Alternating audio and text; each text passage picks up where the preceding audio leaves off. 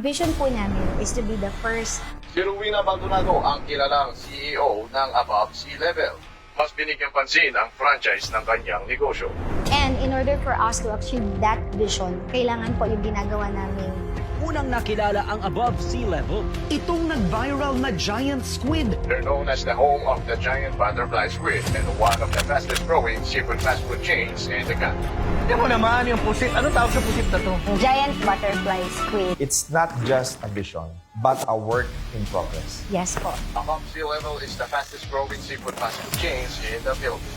Ang akala nila, kapag ka nag-franchise sila ng isang brand, makukuha nila lahat ng mga pangarap nila through that franchise. Parang ganito lang yan mga boss eh. Maraming nag-franchise ng and nakilalang kilala na yung brand. Yes. Pero it's still, they're not able to make profit. Kahit kasi anong gawin namin, kung hindi ka tutulong at wala kang effort to continue, hindi pa rin mangyayari. Bakit mabait ka sa mga franchising mo? Alam ko po yung pakiramdam ng wala. Alam ko din po yung pakiramdam ng nagnenegosyo. That is the reason why ang Above Sea Level is still now existing and still now flourishing.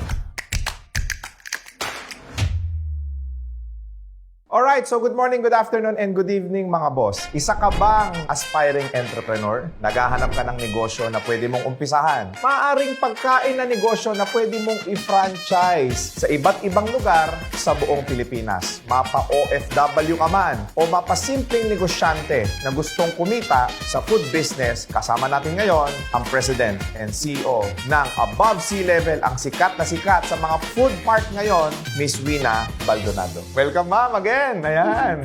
Good afternoon po. And it's an honor po na nandito po ulit ako ngayon. Yes, we invited you again because marami nang natuloy na franchise because of your RDR Talks. And Yes. you have provided a wonderful opportunities sa mga kababayan natin, sa mga nag-franchise. At yung lifetime na gustuhan ko yun you are giving actually support doon sa mga talagang gusto ng long-term na negosyo. Ano pa ang meron si Above Sea Level? Actually, Sir Raymond, overwhelming talaga yung nangyari. Right after the RDR talks po, hindi namin in-expect. Actually, ready na yung team namin kasi we've been into franchising industry naman sa Yes. business na yon. Ilang taon na kayo sa franchising? 5 years. And then na RDR talks kami. After that, na overwhelm sila kasi ganun daw ulit. Parang nung nagsisimula si Above Sea Level, nung una siyang pinalabas sa TV, sa May Puhunan, same na nangyari, na mas higit pa. Kaya nagdagdag pa po kami ng franchising team namin. Nadagdagan ng mga departments na tumutulong po sa franchise. So, 2 weeks lang po yun kasi parang September 3. Within that week po na napalabas siya sa RDR Talks, nadagdagan po kami ng around 40 to 50 branches po na kinoconstruct ngayon. 40 to 50 branches? Yes, remember po dun sa RDR Talks, nilaunch po namin kauna-unahan yung mobile trailer ni Above Sea Level. Yes. Yun po yung pumatok sa kanila. At the same time, yung sinabi niyo po na lifetime franchise, wala na pong renewal fee. 40 na franchises po agad yung kumuha ng trailer ni Above Sea Level. Kwento mo doon sa RDR Talks yung kwento ng buhay mo. Ngayon, baka meron kang gustong ikwento naman na kwento ng buhay ng isang franchisee mo na nagtagumpay dahil sa Above Sea Level. Actually po, ang ginawa po namin right after the RDR Talks, pinagtatawagan po namin yung mga existing franchises namin na gusto mag-upgrade dun sa lifetime kasi naka 5 years contract po sila. Natutuwa po kami dahil dun sa ginawa namin yun na nakapag-reach out kami at narinig namin yung mga naging kwento nila Yes. about their success dun kay Above Sea Level. Kasi yung mga iba po, it's been 3 years na hindi namin nakakausap. Nung kinontak namin na good thing po nag-reach out kayo kasi we're planning na po na mag-expand and mag-branch out. So malaking tulong po sa amin yun para makapag-expand kami into second and third branch kasi konti lang po yung gagastos nila. To be specific, sino ito? Anong branch ito? Ano siya before? Tapos nung nag-franchise siya ng ASL, ano ang naibigay sa kanya ng ASL? Pioneer branch po namin sa Naga. Si Ma'am Gina po. Tinawagan ko po siya kasi sobrang tagal na po kay Above Sea Level. Sabi ko, baka po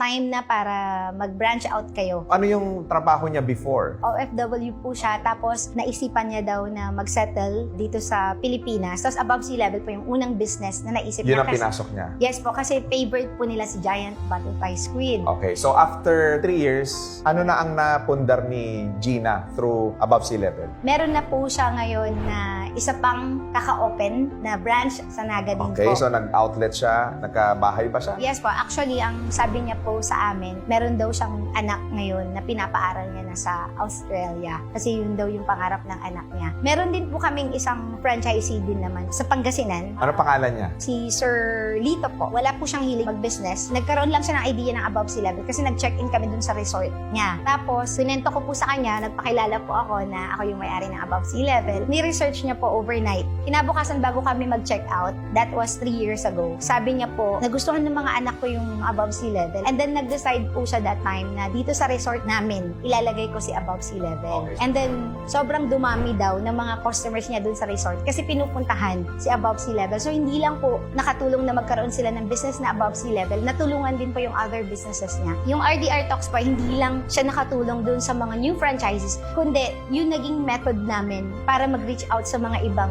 existing franchises ni Above Sea Level. Kumbaga nakakonect kayo ulit. Yes po. The reason why I'm asking is most people, ang akala nila kapag ka nag-franchise sila ng isang brand, guaranteed yayaman, guaranteed kikita, makukuha nila lahat ng mga pangarap nila through that franchise. Not knowing na as a franchisee, you have the responsibility na asikasuhin yung tindahan mo. You Exactly. have the responsibility na asikasuhin ng customer mo. You have the responsibility na asikasuhin ng Tama. employee mo. Kaya ako nasasabi ito, Ma'am Wina, because marami sa mga nag-franchise ng negosyo as if nabili na nila yung buhay ng franchisor. Exactly po. Subjective kasi yan eh. Kung inaral mo maigi yung negosyo, hindi mo lahat isinisi sa franchisor mo at nakipag-negotiate ka probably with regards to the location and all, Yes po. maaaring yung branch mo, napadami mo. Parang ganito lang yan mga boss eh. Maraming nag-franchise ng McDonald's and Jollibee and mga iba pang brands na kilalang kilala na yung brand. Yes. Pero it's still, they're not able to make profit. Kahit Jollibee pa yan, McDonald's pa yan, or whatever super brand there is. Ang question ko sa'yo, let's be real in this Apo. interview, no? Nasabi mo sa akin noong RDR Talks that there are branches na mga nagsara. Yes. At ngayon, napalitan ng mga bago. Yes. Ano yung pinakamalaking factor kung bakit ang isang franchisee hindi nagsasucceed? Sabi niyo nga po, Sir Raymond, na hindi lahat ng business nagiging successful, whether maging successful yan or hindi. Correct. Pinakamalaking factor kung bakit po hindi sila nagiging successful because they stop. Kahit kasi anong gawin namin, lahat ng actions na alam namin, na naranasan na namin, kung hindi ka tutulong at wala kang effort to continue, hindi pa rin mangyayari. Maraming mga ganyan na nangyari. Actually, meron po kaming isang branch na, actually hindi lang isa, dalawa, na nung pandemic nagsara siya. Kasi nga hindi na nila afford yung rent dahil walang mga customers. Pero, we promised them na pag naging okay na lahat, they can continue. Ipipraise namin yung contract. Uy, ang bait nyo. Pinagtatawagan po namin isa-isa. Sinabi po namin that they can cease operation, pero lahat po ng mga period na hindi sila nakapag-operate, idadagdag po namin, ipipraise lang namin yung contract nila. So they can open anytime po once okay na, sabihan lang po nila kami. Bakit mabait ka sa mga franchisee?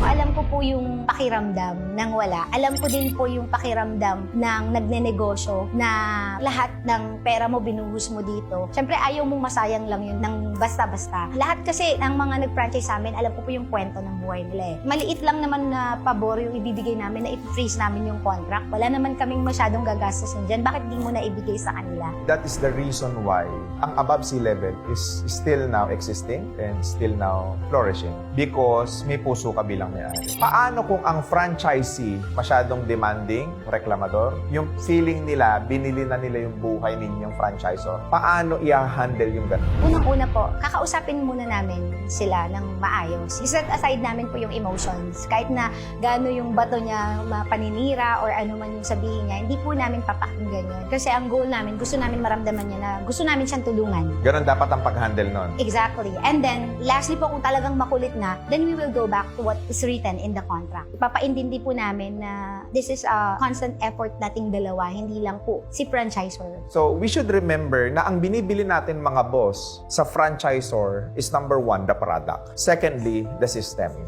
Thirdly is the training or the modules that they will provide to you. And fourth is yung operations manual na handbook ninyo na po pwede ninyong reference if in case nagkakaroon kayo ng challenges sa mga negosyo ninyo. So, kompleto po yan. Anong ibig sabihin? Hindi ho kasama sa maipapangako sa inyo ng franchisor ninyo na guaranteed kikita ka. Malakas yung negosyo mo. Na guaranteed hindi ka magsasara. It's a no-no. Kung ikaw nag-franchise ka, tas napaka-irresponsable mo, iniwan mo sa mga tao mo, yung store mo, yung tindahan mo, hindi ka nag-asikaso, hindi ka man lang nag-monitor, tapos pag nalugi, sisisihin mo yung franchisor mo, napakawalang yamong tao ka. 'Di ba? Binigyan ka na nga ng oportunidad ng franchisor mo para makapagnegosyo ng may pangalan na may brand na. Tapos ikaw hindi mo aasikasuhin yung negosyo mo. Dagdag ko din po, Sir Raymond, as a role ng franchisor, kami po, ang kaya lang po namin talaga is to strengthen the brand. Gagawin po namin lahat, marketing side sa part namin as a franchisor. Kasi bit-bit namin kayo Gaano namin ipakilala yung brand sa tao, gaano namin palakasin. Lahat ng branches magbe-benefit dyan. Yes. Then nasa sa inyo na yun kung paano naman yung gagawin nyo on your local community, kung paano nyo din siya palalakasin. Hindi naman po siya parang investment lang na pre-promise namin na nag-invest ka, kikita ka buwan-buwan. Ang nagustuhan ko sa Above Sea Level, nung pinost namin yung video mo, nakakatuwa kasi mas maraming feedback sa Above Sea Level na tinulungan kami ni Ma'am Wina. Nakakatuwa lang kasi naka-receive kami ng feedback na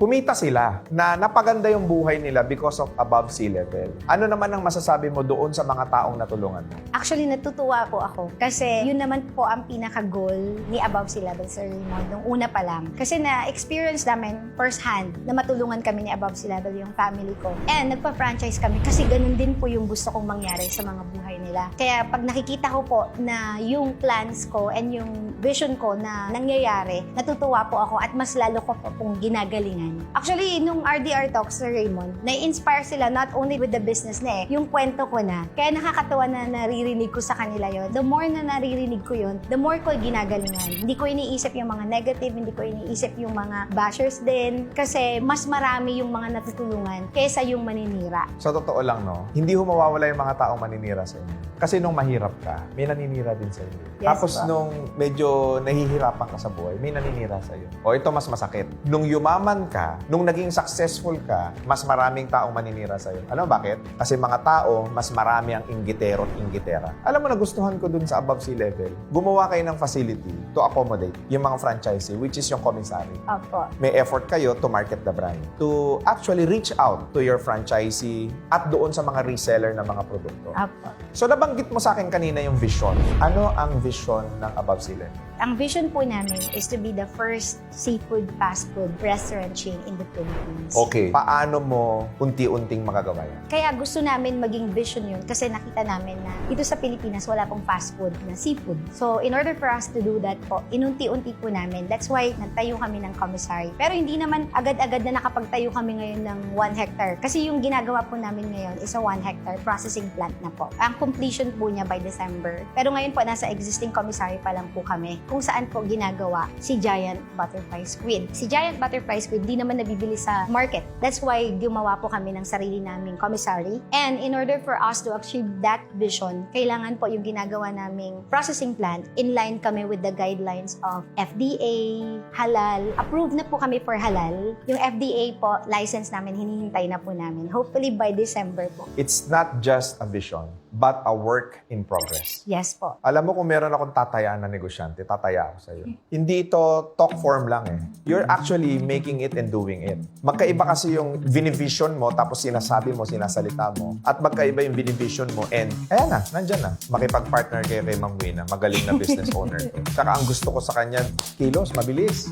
Walang patumpik-tumpik, walang delay. Sayang po kasi yung momentum nandun na po kami. If meron ka pang mga gustong opportunity ibibigay sa mga viewers natin ngayon, what are those? Well, it's the same program po na na-discuss ko with RDR Talks kasi po, na-discuss ko doon na aside from franchising, meron po kaming partnership program na if fan sila ni Above Sea Level, tapos nasa ibang bansa sila, hindi nila ma-manage yung business, pwede po silang pumasok sa partnership. Uy, sa OFW, pwede yan Marami pong OFW talaga na nag-inquire dun sa sinabi ko sa RDR Talks. Okay. Siyempre, lahat po ng inquiries, nakikinig din po kami sa mga feedback and kung ano po yung kakayanan po nila sa sa negosyo. With this, gumawa kami ng program na in less than $1 million, you will have 3 branches. Ha? Yes po, with above C-level. Gumawa kami ng program na we will build a partnership na isang above C-level na kasama sila doon. Legally registered under SEC yung mga partners noon. At the same time, yung second branch na, bibigyan pa namin silang isang mobile trailer. Parang hitting 3 birds in 1 stone sila. So, with the mobile trailer, pwedeng second branch nila yon, or pwedeng i-park lang muna nila, then pag may event, pwede nilang yun yung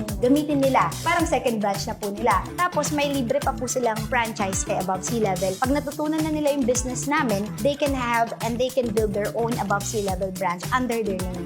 So, Galing. kasi po, we want to stick with our vision to be the first seafood fast food restaurant. So, in Yes. order for us to do that, kailangan bawat pumapasok po sa amin, they're hitting multiple branches. Okay. What else? Kaka-launch lang namin. Pumasok na din po sa isang business na above C-level, which is real estate. Inopen namin yung Winland Realty. Saan ang unang development mo? Doon po sa mismong site, malapit si above C-level, yung processing plant. Nabuo po siya kasi every time merong mag-open na branch ni above C-level, nagtitraining po sila sa Moncada, Tarlac. Doon po namin tinitrain. Lahat ng mga franchises namin, naghahanap ng accommodation. Nagpatayo po ako ng maliit na farmhouse doon. Doon ko po pinag-stay lahat ng mga franchises na magtitraining kasi ayoko po na ma-stop yung training nila. And then, lahat ng mga nagpupunta doon na nagtitraining, sinasabi nila, ang ganda dito sa farm mo, Miss Rina. Baka pwede nyo kaming bigyan ng piece of land dito or ibenta mo. Recently lang, naisip ko, para meron ding contingency or what we call sister company ni Above C-Level, nilaunch ko yung Winland Realty. So, ang target ko din dito, mga OFWs na gusto din magkaroon ng kahit maliit na piece of land nila na nasa farm. Paano kikita ito? It's a subdivided lot po. Then, we make it affordable po. 200,000 to 250,000 lang po. Ilang square meter? Mga nasa 150